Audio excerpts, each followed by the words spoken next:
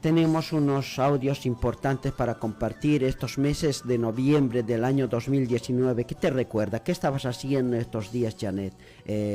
Sabiendo que el 11 de noviembre el presidente Evo Morales había decidido dejar el poder para evitar el baño de sangre que se estaba gestando allá en Bolivia, ¿no? Porque se habían levantado una parte de la sociedad en sí, ¿no? Y para no enfrentar con la otra parte de la sociedad, tuvo que el presidente evitar ese baño de sangre. Exactamente. Esto empezó desde que terminó las votaciones. Sí. Era realmente triste ver esas reacciones, y a mí me hizo retroceder en el pasado, porque siempre alguna vez mis padres me comentaron cómo había sido cuando había una dictadura, que entraban, mi papá, mi mamá vivían en un centro minero, y me acordaba cómo no, ellos festejando la noche de San Juan, cuando escuchabas como unos proyectiles pasando, y cuando eran balas que estaban acribillando a la gente que se estaba movilizando, que estaba haciendo algo por cambiar, algo por mejorar la situación de vida. Y ver esa situación sinceramente me puso mal a mí, como a muchos seguramente, y que nos... Claro, la diferencia de esa época, que el pueblo vivíamos, nuestra infancia era pobre, nuestras carreteras, tierra, ni luz teníamos, no había electricidad, ¿ah? Entonces, de ese reclamo, los militares nos masacraban, pero el 2019 era otro contexto, teníamos carretera, habían llegado luces a los campos, a las provincias, habíamos hecho pozos para poder sacar de la tierra agua y regar su sembradío en el campo, luces, televisión en el campo, y aún así una parte de la población se levantó el 2019 y empezaron pues a convulsionar y a hacer ese que hemos vivido nosotros acá desde la televisión. No podíamos dormir, y te acordás, vos estabas whatsappeando a la 1, 2 de la mañana como el presidente Evo Morales estaba en el Chapare para salir, que lo estaban asediando. Que no había el permiso, o sea, había un acuerdo entre fronteras que podía el avión pasar, tomar combustible, tomar el rumbo que tenía fijado. Llega un momento donde que le niegan el aterrizaje, y tú ahí en vuelo y estar negociando. En el aire negociando a ver dónde puedo aterrizar. Y por suerte el presidente de Abdo, el de Paraguay, es un presidente de derecha, pero en este caso se comportó de manera honorable, que le dio espacio para poder aterrizar, ¿no? Porque el presidente del Perú lo había aceptado que pueda aterrizar, sin embargo, en el momento Estados Unidos seguramente le dijo no dejes aterrizar. Entonces, esa noche estábamos a la 1, 2 de la mañana nosotros whatsappeando a ver cómo está, y teníamos algunos contactos que en el Chapare está, y nos mandaba también una foto, no me olvido, del presidente Evo Morales bajo un mosquetero y abajo en el piso acostado. Y bueno, después se ha sabido de cómo ha sido, ¿no? Porque esta semana se ha presentado el libro Evo, Operación Rescate, donde también estuvo el presidente Evo Morales, el presidente Correa, varios personajes importantes, hasta el presidente Alberto Fernández estuvo en la presentación del libro, y entonces ahí se sabe de cómo fue, ¿no? Yo estoy desesperado de conseguir el libro para saber cómo fue los detalles, para hacer coincidir como nosotros también estuvimos sintiendo esto, y mientras tanto no ha sido ahí. Para que llegue a ese punto ha habido muchos factores. El factor de las redes sociales, el factor también de los medios de comunicación, que antes ya se había presentado el Cártel de la Mentira, una película donde el 2016 habían inventado un hijo al presidente Evo Morales.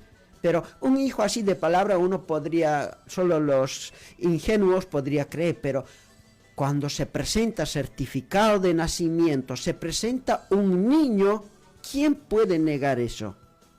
Pero fuimos a las elecciones y lamentablemente el pueblo condenó ese hecho inmoral, ¿no? De lo que ha sucedido, que el presidente había negado ese hijo. Claro, el presidente va a negar algo que yo nunca tuve que ver con un hijo. El 2016 fuimos a las elecciones para el referéndum para que se pueda elegir al presidente y el pueblo, manipulado por los medios, votó en contra. Para que llegue eso también acá, no me olvido de los medios de comunicación, que varios comunicadores, ¿qué decían?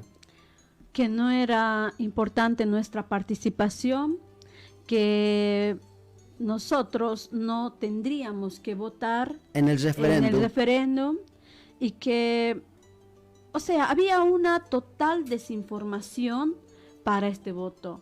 ¿Por qué? Porque ellos no querían que la gente vaya a votar. Aparte, lo mezclaban todo para que la gente se confunda. Bueno, lograron eso, confundieron, convencieron de que había un hijo y a otros mandaron a que el referéndum no era importante, que no era necesario votar. Y algunos, en verdad, si vamos a la estadística, hubo una ausencia de votos. Muy baja. Porque comúnmente vamos los bolivianos un 70% a votar, pero en este caso fue menos de 50, me parece. Entonces, pasa que eso, como al liberar, y esto también ocurrió en Bolivia, mucha gente se sintió liberada de ir a votar. No quería votar porque no era necesario. Y aparte, obviamente, como lo venías diciendo, había todo un armado anterior, creándole un hijo a Evo, pero ahí yo me pongo a pensar, Juan, ¿cómo es posible que cuando un gobierno está trabajando, está cambiando y está haciendo todo lo mejor después de 180 años de saqueo en Bolivia, empobrecimiento? Exacto. ¿Cómo es posible que puedan juzgar, hacerlo como el ojo de la tormenta, cuando sabemos que otros se han robado, han hecho cosas terribles? Pero para esas Bolivia. Cosas terribles podría pasar como una letra, pero si vos vas a tu realidad, ¿por qué vos no pudiste terminar tu secundaria? ¿Por qué no pudiste ser un profesional? ¿Porque sos un inepto o un incapaz? ¿O es que acaso ellos son los que te han robado tu futuro? ¿O es que acaso ellos te han expulsado de tu país? Ese es el desarraigo. No es fácil vivir el desarraigo. Hemos sufrido mucho los primeros años. Es muy doloroso vivir también la discriminación de los primeros años. Pero ¿quiénes fueron los culpables? Estos que nos han saqueado. Y tienen el poder de manipular. ¿De quiénes son los medios de comunicación? Página 7, El Deber, Panamericana, Radio Fides. ¿De quiénes son? ¿Será que yo voy y me abrirán el micrófono ellos? Acá mismo en la colectividad boliviana en Buenos Aires, yo pedí a varias radios que me den un horario para hacer mi programa. Esto justamente, mostrar el otro lado. Porque todos están complotados hablando en contra nuestra. Siempre están leyendo diarios de esos del que he nombrado. Este mes de noviembre nos recuerda el golpe de Estado del 2019. Y para poder refrescar un poquito la memoria, vamos a presentar paradójicamente en la misma radio que también manipularon. Radio Constelación lo entrevistó y lo vamos a pasar la entrevista a Diego Ayo, cómo estos periodistas sacaban para poder manipular acá en la colectividad boliviana en Argentina. El audio, por favor. Se dice, ¿no? Y tenemos un discurso muy fuerte a nivel internacional de economías renovables, cuidado de la naturaleza, ecologista, etcétera. Sin embargo, sobre los hechos se ve lo que está pasando en Brasil, por ejemplo, con la política de Bolsonaro en relación al Amazonas. Este modelo extractivista es internacional, es decir, es de la corriente, es contemporáneo, pasa en todo el mundo, no solo en Bolivia. Por un lado te hago esta pregunta. Paralelo a esto, entonces Evo Morales estaría gobernando con las oligarquías, no con el pueblo, es decir, flecha de dirección contraria a la imagen que se tiene en el exterior acerca de él y a la imagen que se tiene incluso en Bolivia acerca de él, ¿no? ¿Cuál es la diferencia entonces de la política económica de el MAS, de Evo Morales, en relación al resto del mundo, esa política que se la tiene casi como escudo simbólico de Bolivia con relación al mundo? Por supuesto hay que decirlo claramente. Bolsonaro y Evo Morales tienen la misma política. Habrá matices aquí y allá, pero Evo Morales potencialmente es un Bolsonaro, es imagen internacional idílica del hombre pachamámico, es un insulto, es una ofensa. Esto es un gran absurdo. Yendo al final de tu pregunta, por supuesto que sí. Muchas veces legalmente, con importadores, facilitándose el comercio, facilitándose la importación, se está generando una nueva burguesía, por supuesto, y eso hay que aplaudir. Pero en muchos casos esa burguesía tiene visos de ilegalidad, visos delincuenciales, ¿no? Gente que por supuesto se ha convertido en fracción burguesa de la cocaína, ¿no? Exporta, importa, hace pasar droga de Perú hacia Brasil, es decir, son una facción burguesa poderosa que tiene por supuesto asidero en el Chapar, ya sabemos que 2/3 de la cocaína incautada está ahí. Burguesías, además, en este caso, contrabandistas, ilegales, ¿no? Es decir, se van fusionando. Hay mucho de legalidad, mucho además de esfuerzo propio. Hay gente valiente que comercia desde China, llegando hasta el Atlántico, Brasil, con su misma ropa, con su misma familia, ¿no? Un hijo con un pie en China, el otro hijo en Arica, el otro hijo en la zona franca de Corea. Es decir, es para aplaudir. Yo no quiero mostrar solamente el rasgo delincuencial, y hay que develarlo. Diego, Juana Camargo te saluda. El análisis que haces, nosotros, bueno, si bien recibimos noticia, pero no de esta forma, con todo el informe que tienes, realmente nos nutrimos de lo que está ocurriendo en nuestra chiquitanía. Rolando, los tengo que dejar, ya no llego. Ya, adelante. Dejamos ese tema para otra. Realmente estoy De acuerdo. en las últimas. A Juana y a Fortunato, muchísimas gracias, Rolando. Un abrazo. Diego Ayos, señores, desde Bolivia. Está completamente requerido estos días porque la publicación que él hace, el análisis que hace, va, digamos, al centro mismo del problema, ¿no?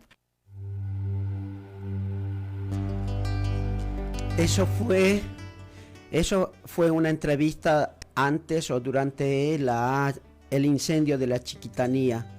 Lo entrevistaron, pero se expresaban así.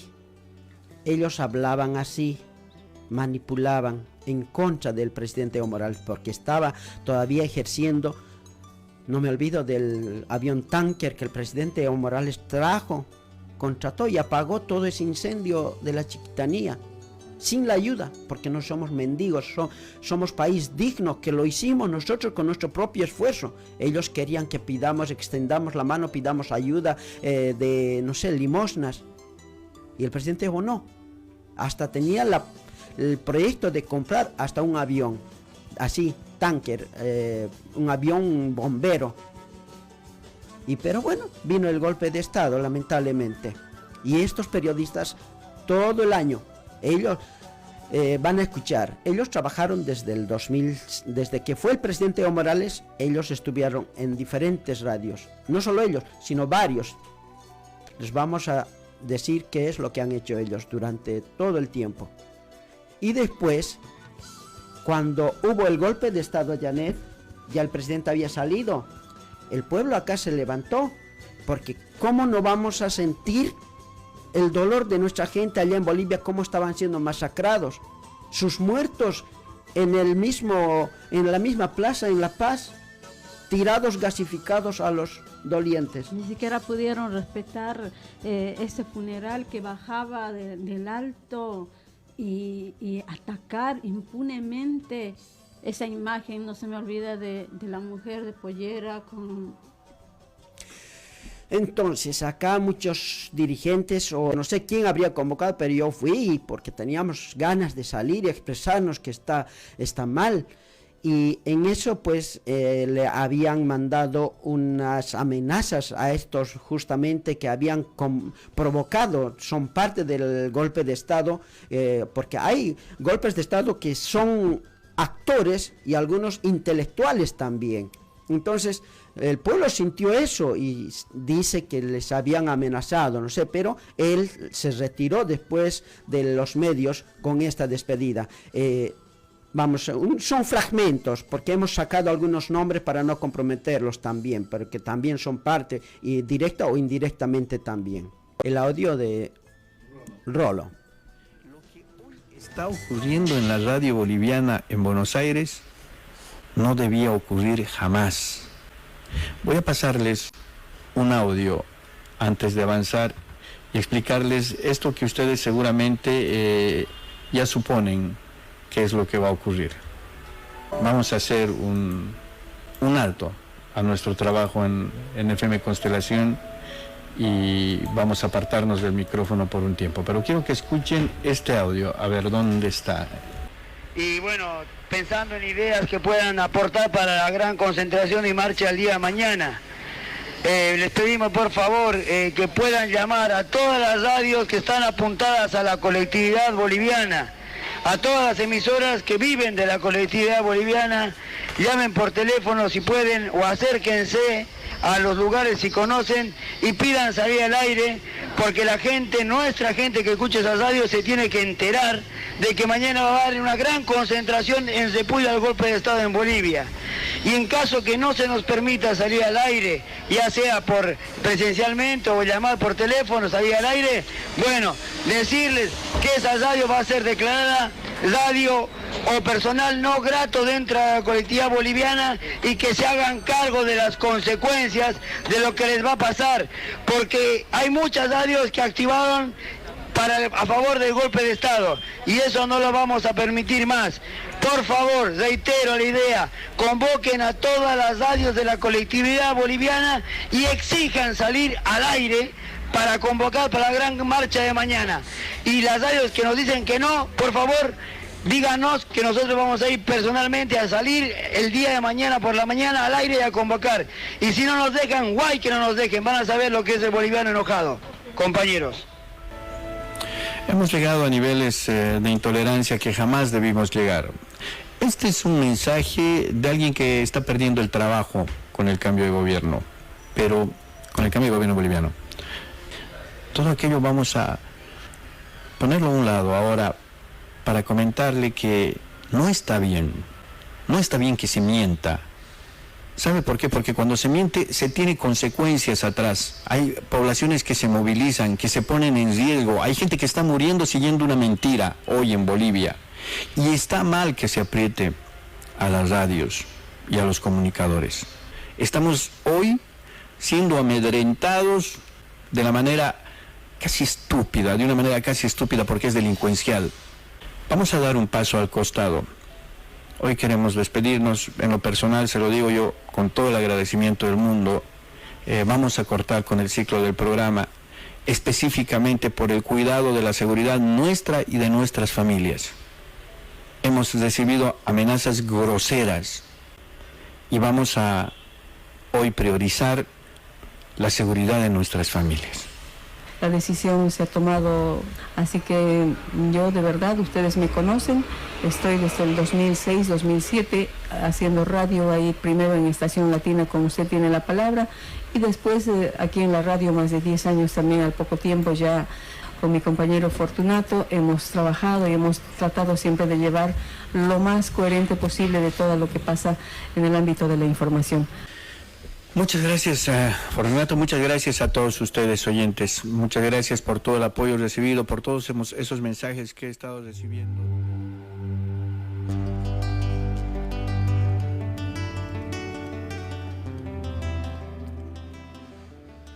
Janet, eso es lo que ha sucedido después del golpe. Los periodistas, algunos o como ellos, se han retirado, pero otros siguen.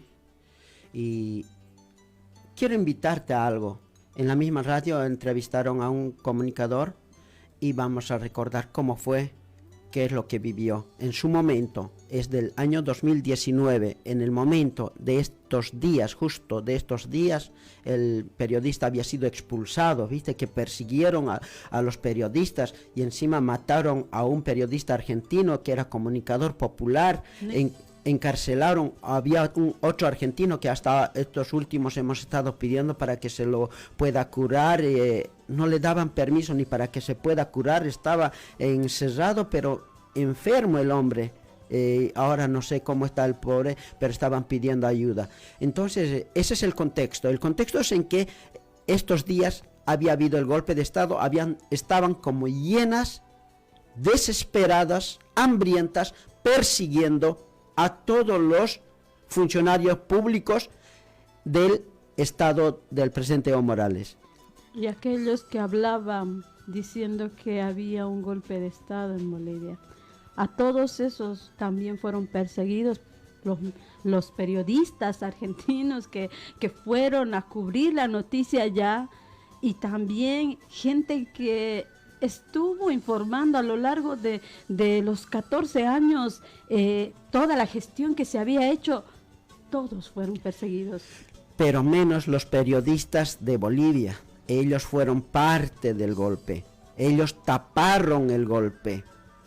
Los únicos que mostraron las imágenes que nosotros vemos fueron gracias a los periodistas que fueron allá, extranjeros que fueron a Bolivia.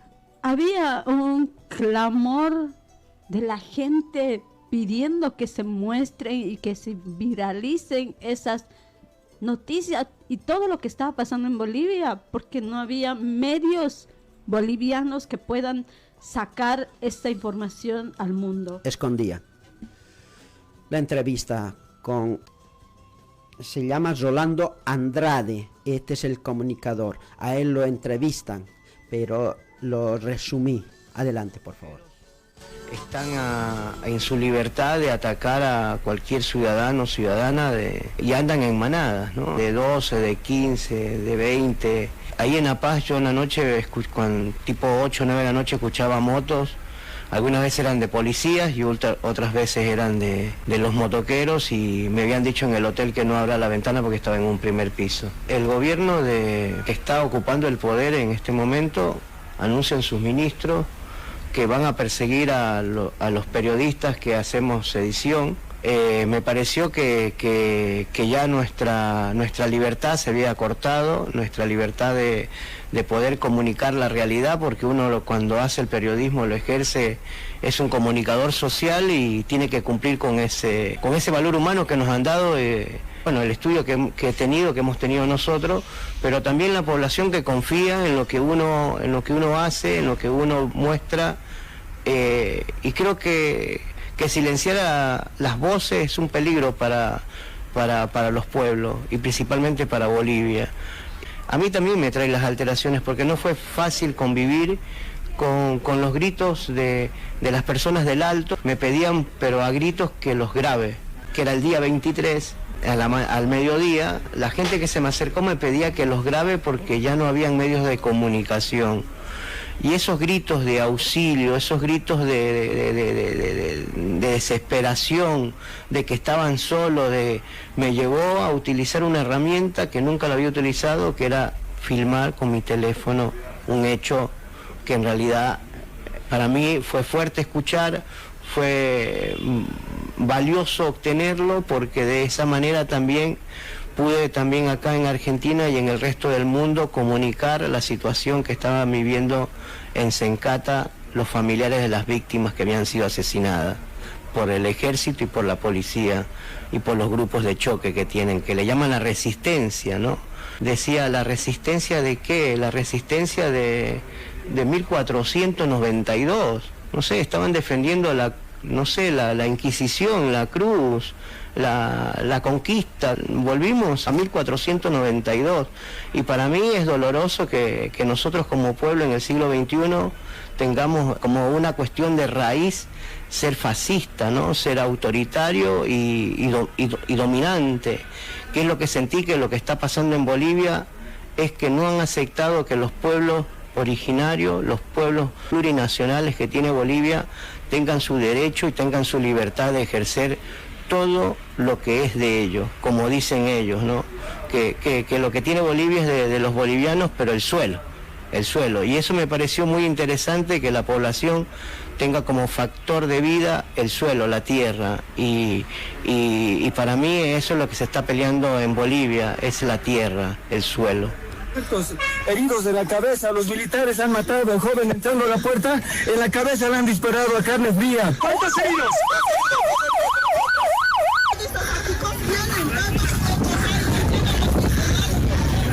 momento que yo lo estaba colaborando al herido, yo estaba atendiéndole los primeros auxilios que él se merecía, esos vieron yo también los disparos. Yo pido en este momento a todo el personal médico, enfermeras, vengan a colaborarnos acá, porque no tenemos médicos, no tenemos quien ayude a estos heridos que tenemos acá. Estoy solo, no puedo hacer con todos nada. Que venga la Cruz Roja. ¿Dónde está la Cruz Roja que debería estar en este momento acá? Molesta realmente que aquí no hay ni bomberos ni Cruz Roja.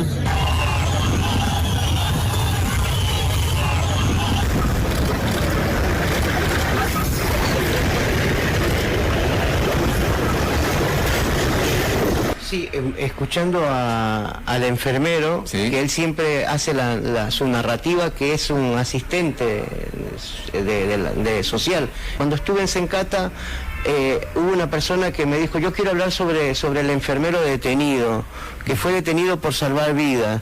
Esa persona sigue detenida en Bolivia y va a ser juzgada por sedición y por haber robado un título como médico. Y él, ese video es muy importante porque él nunca en su narrativa habla de que él es médico. Él es un asistente sanitarista, ahí ya me acordé su título. Es también utilizar bien las palabras para no tener confusión en el diálogo.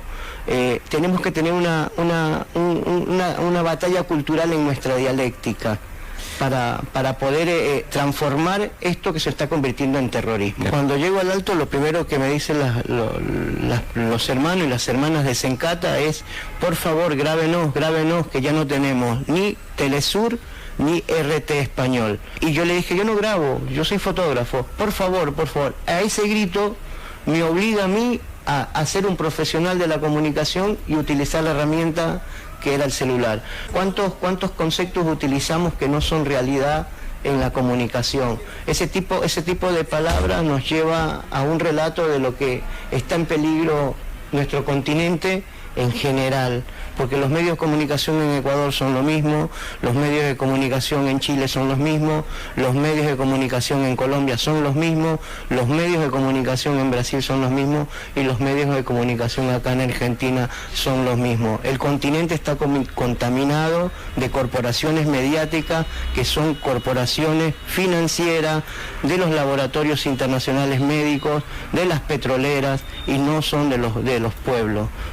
Yo creo que en esta parte de la comunicación nosotros tenemos que ser responsables como profesional y exigir una ley de medios que defienda a la población y no defienda a la propiedad privada.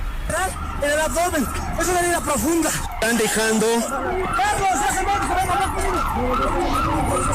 Dime, ¿quieres disparar? Bueno, tiene una herida, costado lateral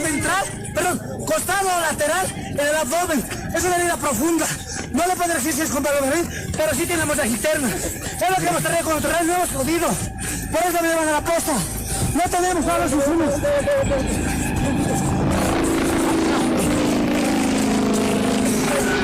¿Alguna pregunta más? ¿Vieron el repliegue? ¿Cómo se llama? ¿Cuál es su nombre? ¡Cleto! ¿Vamos a celular?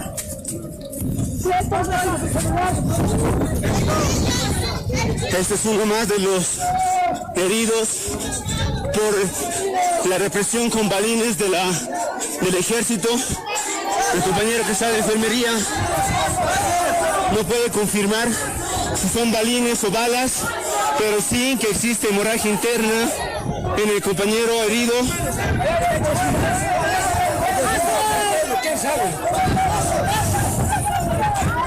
Vemos aún como alrededor de toda la planta comercial de Sencata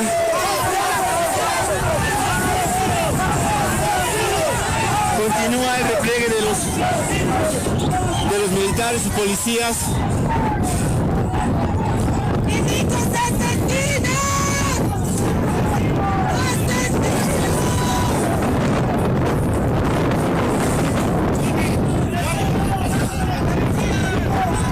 Nos encontramos en la avenida Carretera Viacha,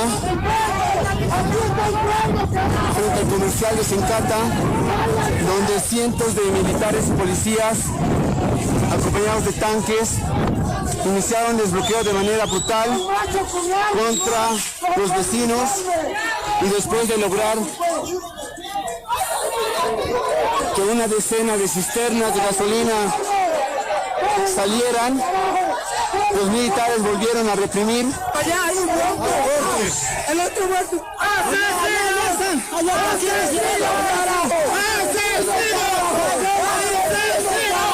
Anuncian que además del herido hay un muerto.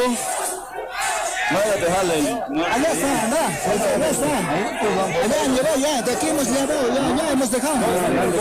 Claro, se dice que no hay muerto. Oye, no lo dejen, pues. Ya le he ido a hablar, le he dicho que esos hermanos disfrazados de otra ley. Porque le van a ocultar, decir que no hay muerto. ¿Por qué tomó muestras los mierdas? Tomó muestras. No lo van a esconder. ¿Dónde están ahorita?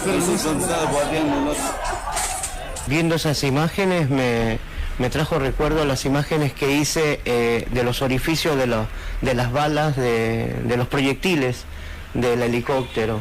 Mira, en el mismo momento que estaba grabando hizo una avanzada de nuevo el ejército y la policía el 23, porque ellos están tomando la planta de Sencata, como se llama los militares y la policía.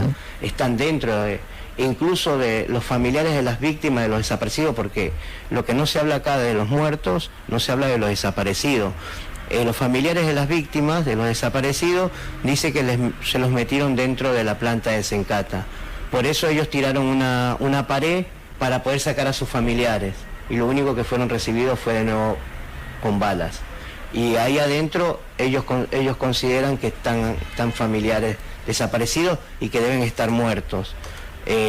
Otra cosa que yo vi en el lugar cuando estuve es que como venía la Comisión Interamericana de Derechos Humanos, para que no se notara que había habido ataques con helicóptero y esa situación, había una camioneta que por los disparos de helicóptero la camioneta había explotado, como se ve en las películas, había explotado y había quedado de cabeza quemada, como si dado vuelta arriba, claro, con las ruedas para arriba. ¿Y qué hizo el ejército? Es ocultar esa con un tanque, remolcarlo, girarlos. Yo tengo fotografiado esas imágenes de que ellos ocultaban la realidad que había pasado ahí. Pero la realidad no se puede ocultar, porque también tiene los agujeros de los vidrios de los edificios, que son los disparos del helicóptero, porque cuando vos disparas, no disparas para arriba, disparas para los cuerpos de las personas o donde está la manifestación. Acá están los tiros en el tercer piso, en el segundo piso, ¿cómo se llama? Fue balas de helicópteros que mató, aparte de los manifestantes. Y otra cosa que no puede quedar es que la responsabilidad también es de los medios de comunicación, porque antes que sucediera, pasaban en la televisión boliviana que yo veía, que me ponía a ver, era que decían que gracias a los militares y a la policía, Sencata no había explotado como una planta de gas que explotó en México por una cuestión de accidente. Entonces decían que la población de Sencata quería explotar esa planta.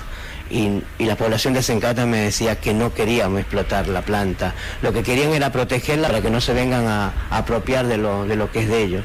Recordando que la cultura y el arte es el factor humano para poder comunicar. Jamás se puede abandonar el arte. Cuando vos tengas gobiernos que abandonan la cultura es porque en realidad no están sometiendo al silencio. Para recordar el 21 de noviembre fue cuando deciden los familiares de las víctimas de la masacre de Sencata, deciden bajar a La Paz para poderle mostrar al gobierno nefasto que tiene Bolivia, que es Yanina Áñez, y su ministro Murillo, que en realidad tendríamos que algún día analizar quiénes toman el poder y cómo se manifiestan ante el pueblo, y este ministro Murillo no tuvo ningún tapujo de poder decir que puede seguir haciendo lo que está haciendo, ¿no? Es matar, asesinar.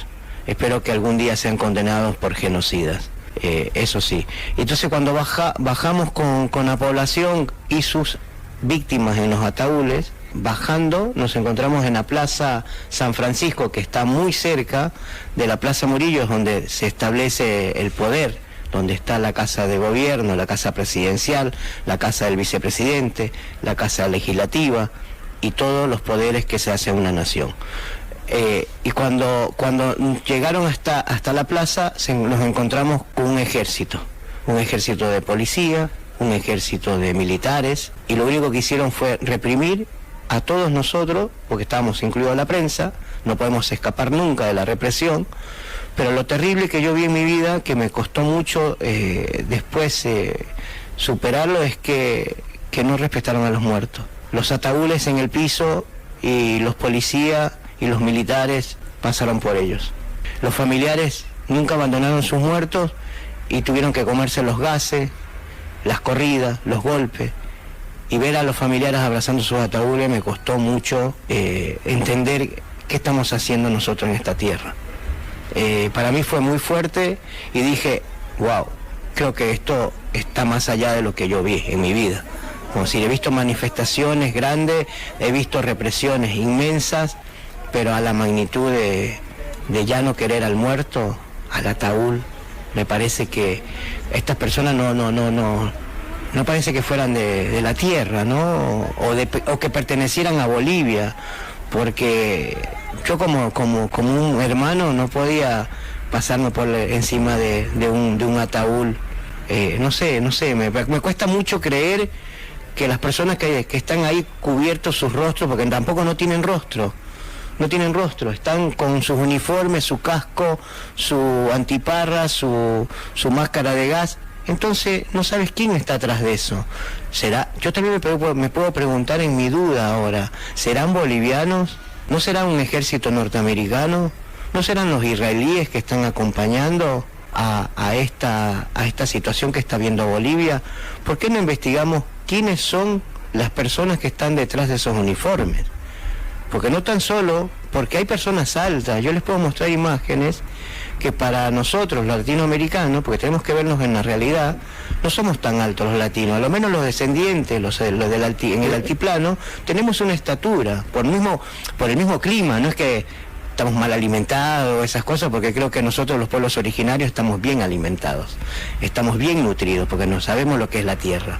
Entonces, yo viendo eso, me parece que también hay que ver quiénes son que están detrás de esos uniformes, porque la dictadura que está viviendo Bolivia es una dictadura policial, militar, mediática, y lo más peligroso que ahora está, sin ofender a ninguna persona que crea, está metida la religión.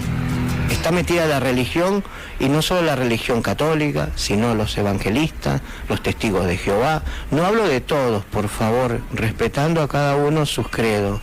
Creo que tenemos que analizar los que creemos, los que creen en Dios, ¿en qué lugar lo ponen a Dios? ¿En qué lugar? ¿Lo ponen encima de la huipala? ¿Lo ponen encima de los cuerpos de los muertos? ¿O hacemos la paz en nombre de Dios o hacemos la guerra en nombre de Dios? No entiendo en qué lugar lo pongo. Entonces, por eso digo, es muy fuerte, sin ofender ningún credo. Creo que tenemos que comenzar a ver a dónde lo ponemos Dios si queremos vivir en paz. Y eso es lo que está pasando en Bolivia. Es una cuestión de que nunca vi que haya vuelto la Inquisición en el siglo XXI en nuestro continente. Que vuelva la consideración para los que viven en los pueblos, principalmente del continente. Y no estaban ni armados, nada, porque yo estaba pasando. Lo cual, esperé un momento, pensé que ellos iban a hablar o a presentarse como en toda parte del mundo, los militares primero hablan, ¿verdad? Pero este caso no fue así. Empezaron a disparar, llegaron inmediatamente helicópteros, empezaron a disparar, y ahí, lo que yo conté, los muertos eran más de 25. Dispararon de distintos proyectiles, y esto solamente, la verdad, no puedo dormir desde ese día, porque vi como 2 helicópteros dispararon, los militares a sangre fría dispararon, mataron a 50 personas, vieron.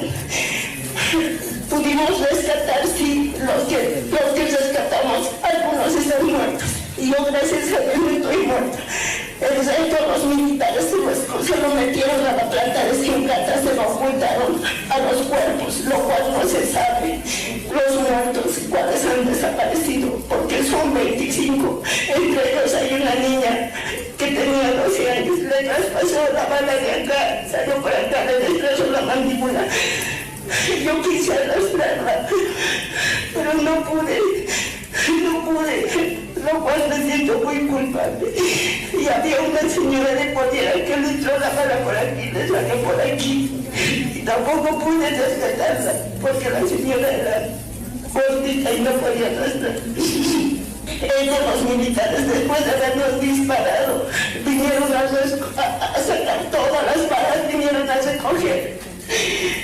Era una masacre. Yo no pertenezco a ningún partido político.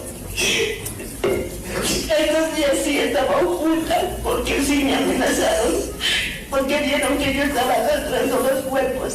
Y dos de los cuerpos que aquí se quedaron, yo y un compañero arrastramos. Todos entramos fuera de las balas, fuera de todo. Era algo impactante. Yo quisiera que esto tomen en cuenta, y no es lo que la señora Enes dice.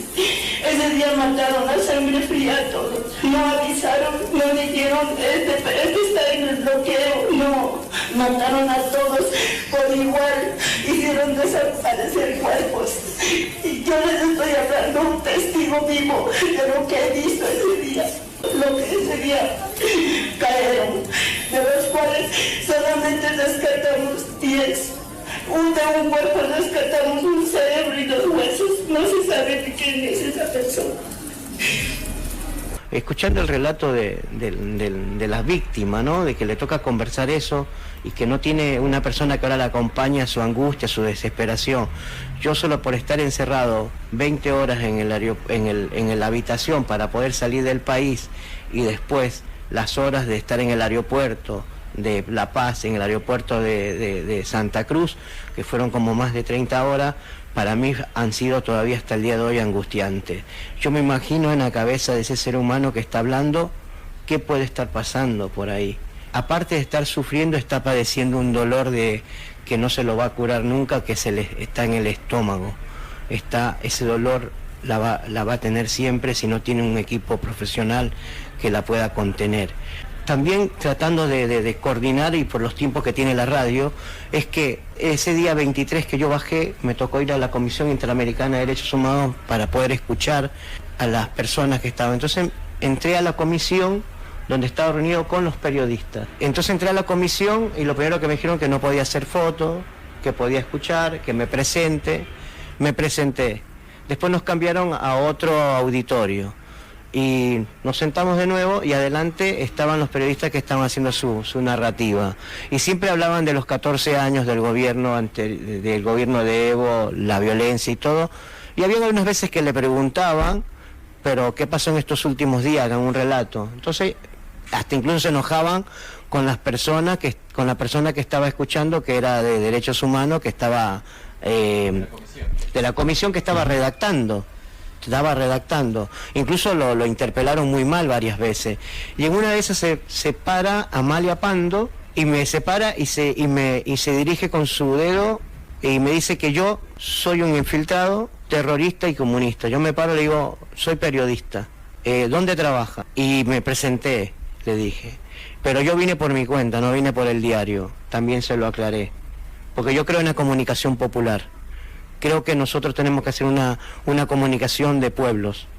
Entonces me fui para comunicar y poder ceder mi trabajo a los medios populares, a los medios universitarios, a los medios barriales, a los medios de estudiantes, a los medios como el que tenemos acá, donde estoy sentado ahora, que creo que tenemos que hacer las colectividades, grandes movimientos para poder crecer en hermandad y en igualdad. Mira, Amalia Pando me parece que es una persona que tiene que prestar declaración en la justicia, porque me parece que es una persona que se violentó solo por ser yo comunicador y periodista, y me dijo que yo era lo que me dijo. Y también estaba al lado Yolanda Mamani, estaba también detrás de ella, viéndola yo, del lado derecho. Y del otro lado estaba Nancy Bacaflor, ¿no? Sí. Bacaflor. Y de los otros periodistas no pude conseguir sus nombres porque sencillamente tanto Amalia Pando como Nancy Bacaflor y Yolanda Mamani se hicieron una foto y la subieron a las redes las tres. Entonces por eso tengo los nombres. No tengo los nombres porque... Y después tengo el nombre del Edgardo Vázquez, que es el presidente de la Asociación de Trabajadores de Prensa de La Paz, que él mismo me dijo su nombre antes. Entonces tengo el nombre de él y él fue el que me dijo que yo no tenía nada que hacer en Bolivia, que los problemas los bolivianos los arreglan entre bolivianos y que la prensa boliviana es la que tiene que informar a los bolivianos y lo arreglan entre bolivianos, que yo no tengo nada que hacer acá. Entonces me lo volvió a reafirmar que yo no tengo nada que hacer acá. Eso ya me sentí que me había firmado un documento que me tengo que ir. Como decir, me estaba invitando a retirarme, no solo del hotel, sino del país, del lugar, que yo no tenía que cubrir más. Ya me lo estaba diciendo el presidente de la Asociación de Trabajadores de Prensa de La Paz. Los periodistas también me habían acorralado. Ya me habían nombrado mi nombre diciéndome que yo era Rolando Andrade, de las cuales le aclaraba que en el momento que me presenté como Rolando Andrade, trabajador de Clarín, y que había ido por mi cuenta. Aunque yo había ido como comunicador popular, yo tenía el derecho de estar ahí, yo tenía el derecho de escuchar, yo tenía el derecho de comunicar. Entonces, acá no sé qué está haciendo algunos periodistas, y yo le voy a poner ya el nombre, como ellos nos dicen, pseudo. Bueno, no voy a ser atrevido, voy a respetar su profesión porque voy a considerar los colegas hasta que la justicia diga lo contrario. A estas personas que se han tomado el trabajo de convertirse en policía no sé qué nombre ponerle, porque son como policía que te puedan nombrar, hacer una cuestión de una acusación, porque yo no voy a tomarlo como otro punto que es una acusación. Me gustaría que tanto la Argentina y también algún organismo tomen el asunto, lo que nos pasó a los periodistas de acá que estamos viviendo en Argentina, que nos pasó en Bolivia, que sea el Estado el que haga una causa penal al gobierno nefasto de Bolivia, que le haga una causa penal a los periodistas que nos amenazaron, que le hagan una causa penal a los periodistas que hicieron meter presos a otros periodistas. Entonces yo creo que el rol nuestro tiene que ser comunicar, y si toca discutir, discutamos fuera del micrófono, discutamos fuera del lugar de trabajo y tenémonos a tomar un café y podemos conversar nuestras diferencias, porque los periodistas sí tenemos ideología, los periodistas sí tenemos conceptos humanos, los periodistas sí tenemos también conceptos de valores económicos. Hay algunos que sí y hay otros que no. Otros que le ponemos el énfasis a la comunicación y hay otros que le ponemos énfasis al bolsillo. Seamos comunicadores desde el lugar que nos pertenece, no importa si gana dinero o no gana dinero, pero que tiene que ser responsable, que la comunicación es de los pueblos y no de las empresas, que la comunicación es una herramienta básica para ser un pueblo libre y comprometido con el otro. La comunicación es derechos humanos, la comunicación es libertad de los pueblos. Lo único que pido es que algún día nosotros, los trabajadores de prensa, nos toque tomar el rol tan importante que es comunicar la libertad. La única manera de ser libres es comunicando la libertad con valor humano, con compromiso, pero muy importante es tener libertad. Siguen los motoqueros libres atacando a los que no piensan igual. Y las personas que han confiado en mí me siguen pasando información, me siguen pasando videos, no para la violencia. Se han quemado 53 radios comunitarias, populares, y ningún medio nacional de la Argentina ha dicho sobre el silencio que está produciendo el gobierno de Bolivia. Para comparar, ¿no? Tenemos Chile, tenemos Colombia, que son violentos, pero estamos hablando de Venezuela siempre. Espero que los chicos y las chicas que están presos, porque metieron una cantidad, no solo a los 13 argentinos, sino que metieron preso como a 30 personas que estaban haciendo esta actividad para poder recaudar dinero, para poderle sostener a la familia, porque tampoco no hemos hablado, ¿sabes? No hemos hablado algo muy importante, que la gente en Bolivia se quedó sin trabajo muchísimos. Sus ingresos. Los únicos que están teniendo plata en el Alto son los que compran un poquito de verduras o algo y salen a vender por ahí caminando. Claro, mira, Lucía me dice, es maravilloso, una señora que no voy a decir señora, una hermana, me llama todas las mañanas para saludarme, ¿no? Me manda un mensajito y me dice que se va a ir a trabajar y que después me llama cuando vuelve. Cuando vuelve a la noche.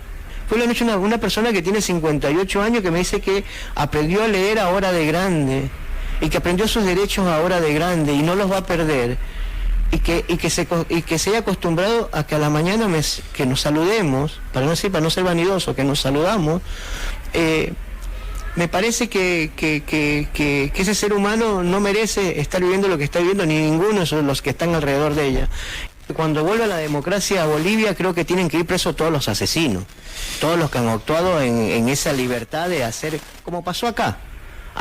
Pasaron 40 años y han sido condenados los asesinos de la dictadura militar, porque hubo un seguimiento, nunca hubo un abandono, no tan solo de los familiares de las víctimas, sino del pueblo argentino, que no permitió que ese silencio haya llegado a ser un silencio, sino que se han tenido las banderas de los derechos humanos de las madres de Plaza de Mayo en alto, y eso es el valor humano que nosotros tenemos que tener por vida. Y creo que en Bolivia nos va a tocar hacer lo mismo, acompañar a los familiares para que tengan justicia y sean condenados los genocidas que hicieron este hecho aberrante. Por eso ellos no se dejan ver los rostros. No, muchas gracias a ustedes y esperemos que en Bolivia vuelva la paz, que haya justicia y condena a los culpables.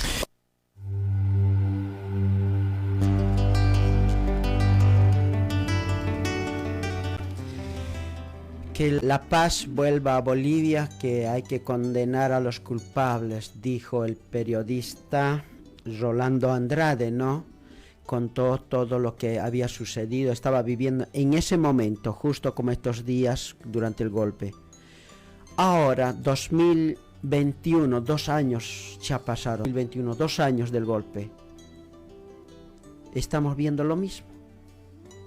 Repitiendo, queriendo repetir lo que ya pasó. Porque están levantándose los mismos que dieron el golpe de Estado. Pero ¿cuál es el problema? Los mismos periodistas de Página 7, El Deber, Fides, Panamericana, estos que han tapado durante el golpe de Estado las masacres y ahora tapan las cosas positivas, lo que se está levantando económicamente Bolivia, de lo que ha devuelto la deuda del Fondo Monetario que la ex golpista Yanine Áñez había pedido para poder hipotecar a Bolivia. Y por suerte el presidente Lucho lo devolvió y Bolivia es libre del Fondo Monetario Internacional, del FMI. No muestran eso. No muestran que se está reactivando la economía en Bolivia. No muestran las cosas positivas, las obras que se está inaugurando. Ayer, antes de ayer, se ha inaugurado una planta solar para generar energía limpia. Se ha inaugurado en Oruro una planta o un coliseo grande, no sé si de Latinoamérica, pero un coliseo grande, teatro grande para todos. Tantas cosas que se está haciendo para Bolivia y no muestran eso, pero sí están criticando, convulsionando y no quieren que haya justicia. Pasa que ahí ya yo pienso que con lo que ha pasado y lo que está queriendo volver a pasar, no podemos cerrar el ojo. La gente nos tenemos que empezar a dar cuenta de la realidad. No podemos dejar que unos medios hegemónicos que están en contra, ojo, en contra del pueblo, puedan hacer lo que hacen. Si la gente, el pueblo se da cuenta, somos la gran mayoría. Nosotros con nuestra decisión podemos volcar cualquier panorama. Así como el pueblo boliviano tuvo esa valentía de recuperar la democracia, que es algo importante. En otros países se ha vivido un golpe de Estado y les ha costado, no lo han podido recuperar. Y hasta ahora hay gobiernos neoliberales que siguen gobernando, que hacen que el pueblo siga de rodillas, sumiso, explotándose todos los recursos de su país. Es importante abrir el ojo, empezar a tomar esa conciencia crítica, hay que empezar a criticar lo que está pasando. No podemos ser parte de lo que está pasando, tenemos que hacer algo. Y ese algo no necesariamente significa ir a Bolivia y confrontar. No. Hay otras formas, hay otra manera. Tenemos que crear conciencia en la gente. La gente tiene que empezarse a dar cuenta que ya fueron los años, aquellas décadas donde que el pueblo siempre estaba sometido, vilipendiado, maltratado, humillado. Es momento de que el pueblo tome la fuerza, tome el poder. Y es de la comunicación. Exacto. Y aprovechar que ahora, mediante las redes sociales, podemos llegar a todas partes del mundo para visibilizar este Eso es lo reclamo. que está sucediendo en Bolivia otra vez. Y también los comunicadores acá otra vez. Un fragmentito de los tantos que está ocurriendo o los programas que hacen y se los escucha. Un pedacito les voy a mostrar, por favor, cómo tratan al oyente. Eso que te quede bien clarito, estudié. Bien, nosotras vamos a ir con esta llamada. Hablan a su manera, a su criterio, sin fundamento, y dicen que han estudiado. Este es el borrico que viste, bien. Ese es el borrico. Prácticamente, bueno, así que nosotros vamos a cortar todas las llamadas. Cortamos las llamadas. Por este borrico que piensa que estamos, ¿no? Este tipo le hace quedar tan mal a su partido político, al movimiento al socialismo. Sí. Mente cerrada, pequeña, chiquita, ¿viste? Pero en serio. Nosotros... Gente que tal vez pudo estudiar y hace valer por encima de los demás. El título no te hace buena persona. El título no te da la tarjeta para poder humillar a otro. Y ahí empieza diciendo, yo estudié. Lo que hablo estoy diciendo porque yo estudié, como siempre escuchamos. Yo me quemé las pestañas y tengo autoridad para poder imponer mi idea sobre el tuyo. Ese es el pensamiento. Janet, ¿qué es lo que está sucediendo ahora? Vamos a bajar a tierra un poquito porque nos habíamos emocionado por las fechas de lo que habíamos vivido, pero esto del golpe de Estado fue un trauma social que lo tenemos grabado y nos hemos emocionado un poco, mucho más cuando ves de nuevo gestos que van convulsionando y afectando, y lo peor es que se te va la vida, ese es el problema. ¿Ah? No, hablando lo que tú decías, ¿no? Recordar cómo a través de los años vas viendo esa lucha que se va dando. Por ejemplo, me llevas un poquito hacia atrás a lo que fue cuando se hizo la nueva constitución política del Estado plurinacional. Recordar solamente ahí en la memoria las imágenes de cómo era tratado nuestra gente, Aprobar el Estado plurinacional no ha sido fácil, porque a Simón Bolívar le costó hacer un país, porque conformar los diputados, las leyes, la constitución, ha sido una lucha de intereses. Y ahora para fundar un Estado plurinacional, lo mismo ha ocurrido, una lucha de intereses que nuestro pueblo ha soportado. Y se derramó sangre, vejaciones a las personas por solamente tener como ese rostro característico de la raza de Bolivia. Por ser dueño de esta tierra, nada más, por eso. No me olvido lo que han ido a Sucre a poder masacrar al pueblo, lo que hemos vivido, pero tenemos un Estado plurinacional y hay que estar contento. Y acá en Argentina tenemos también compatriotas que van a decidir mañana. Mañana la Argentina se está eligiendo legisladores. El ciudadano, sea de cualquier parte, tiene derecho al voto. ¿Y cómo hago? Y bueno, también recalcar a aquellos que nos siguen del otro lado, que este año, por primera vez acá en la ciudad autónoma de Buenos Aires, Cava, se está implementando el padrón automático. ¿Cuál es para mí? La verdad te digo, para mí es muy importante, porque antes hacemos un recuerdo de cómo era, tenías que tomarte un trabajito de ir a poderte empadronar. pero muchos no podían, la gran mayoría no podía por cuestión de trabajo, de tiempo y distintas cosas. Pero gracias a distintos movimientos sociales migrantes se pudo lograr este empadronamiento automático, que nos da derecho a poder participar en estas elecciones. Por eso es importante que nosotros podamos participar, porque mediante este voto vamos a podernos visibilizar ante los legisladores, ante el poder ejecutivo, legislativo, y ante esos poderes empezar a tener los derechos que nos merecemos, y que obviamente también hay que recordarlo, que gracias a Néstor Kirchner se fue dando los derechos. Ahora también hay algo que quería recordar. El 11 de noviembre se cumplió un año más de 74 años donde que se votó por primera vez para las mujeres, el voto de las mujeres, gracias a Eva Perón, a esa lucha constante donde que antes las mujeres no podíamos participar con nuestro voto, pero gracias a esa lucha incansable de Evita se pudo lograr.